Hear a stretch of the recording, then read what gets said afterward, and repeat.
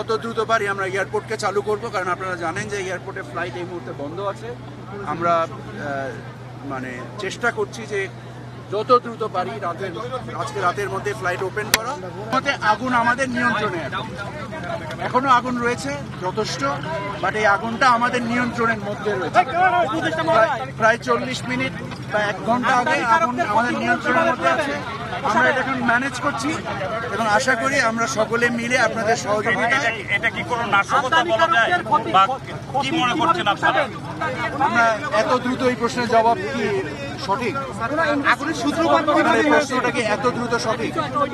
এটা একটা জাতীয় প্রতিষ্ঠান, এখানে নাশকতা না, এটা দুর্ঘটনা। দুর্ঘটনা থেকে আপনি চান যে আমি একটা স্টেটমেন্ট দিয়ে দিব এখন? Right question. কেন করবো না? অবশ্যই করবো। এত বড় একটা দুর্ঘটনা জাতীয় জায়গায় আমরা মানে সর্বোচ্চ পর্যায়ের আমরা কমিটি গঠন করবো, করে আমরা এটার ব্যাপারে বিশ্লেষণ করবো।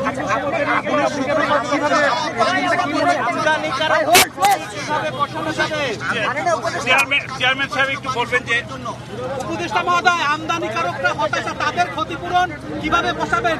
বিমা করার পরও এই বিষয়ে কিছু বলবেন? বিমা করার পর একটা দীর্ঘসূত্রিতা থাকে। আমরা বিমানের যিনি কার্গো ডিরেক্টর, ওনাকে আমরা ম্যানিফেস্টের রেফারেন্সে যে পরিমাণগত এবং মূল্যগত এবং 7-8টা মোটা দাগের ক্যাটাগরির একটা স্টেটমেন্ট আমি তৈরি করতে বলেছি, যেটা ঘন্টাখানিক বাদে, যেহেতু আগুন এখন নিয়ন্ত্রণে আসছে, তো আমাদের ইমিডিয়েট লক্ষ্য হচ্ছে অপারেশনকে কত দ্রুত আমরা চালু করতে পারি। আমরা এই লক্ষ্যে এখন আলোচনায় বসে আমরা ক্ষতি নিরূপণ করার জন্য এবং আমাদের যেহেতু এটা একটা চলমান কার্যক্রম, এই চলমান কার্যক্রমকে কিভাবে আমরা চলমান রাখবো সেই ব্যাপারে আমরা পদ্ধতিগতভাবে সকলে বসে, আমরা এখনই বসে আমরা সিদ্ধান্তগুলো নেওয়ার চেষ্টা করি। কারণ উপদেষ্টা আমরা দেখছি যে উচ্চ ভবন হইলে তখন আসলে একটু জটিলতা থাকে ফায়ার সার্ভিসে। এখানে যখন এই মুহূর্তে এই প্রশ্নগুলো জবাব আমার মনে হয় প্রিম্যাচিওর। আমাদের এই মুহূর্তে দরকার হচ্ছে সংকটকে অতিক্রম করা। আপনাদের মাধ্যমে দেশবাসীর কাছে আমরা দোয়া চাচ্ছি যেন আল্লাহ তাআলা আমাদের জন্য এই কাজকে সহজ করে দেন এবং আমরা যেন আমাদের যে পুনরায় যত দ্রুত পারি আমরা এয়ারপোর্টকে চালু করব, কারণ আপনারা জানেন যে এয়ারপোর্টে ফ্লাইট এই মুহূর্তে বন্ধ আছে।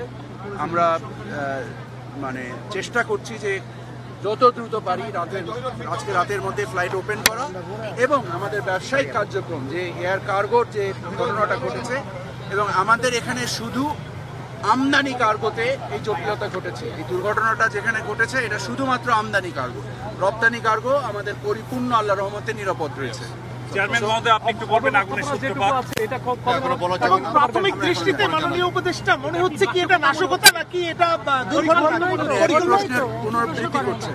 আচ্ছা, মাননীয় উপদেষ্টা, যদি কোনো কিছু তথ্য থাকে বলে দিন আমাদেরকে, আমরা আমাদের যখন ইনভেস্টিগেশন করব আপনার তথ্য আমলে নিয়ে ইনভেস্টিগেট করব। মাননীয় উপদেষ্টা, আপনি এই বললেন মুহূর্তে আমাদের কাছে এটার থেকে বড় জরুরি হচ্ছে এয়ারপোর্টকে চালু করা, এয়ারপোর্টের স্বাভাবিক কার্যক্রম যত দ্রুত পারা যায় চালু করা, ক্ষতি নিরূপণ করা এবং একটা সার্বিক সর্বোচ্চ পর্যায়ের একটা কমিটি তৈরি করে এটার দুর্ঘটনার কারণ আমাদের যারা আহত হয়েছেন, ফায়ার ব্রিগেডের কয়েকজন আহত হয়েছেন, আনসারের 17 জন, তাদের চিকিৎসার ব্যবস্থা করা এবং আমাদের সম্পদ রক্ষার জন্য আগুন আমাদের নিয়ন্ত্রণে থাকলেও এখনো যথেষ্ট পরিমাণ আগুন রয়েছে।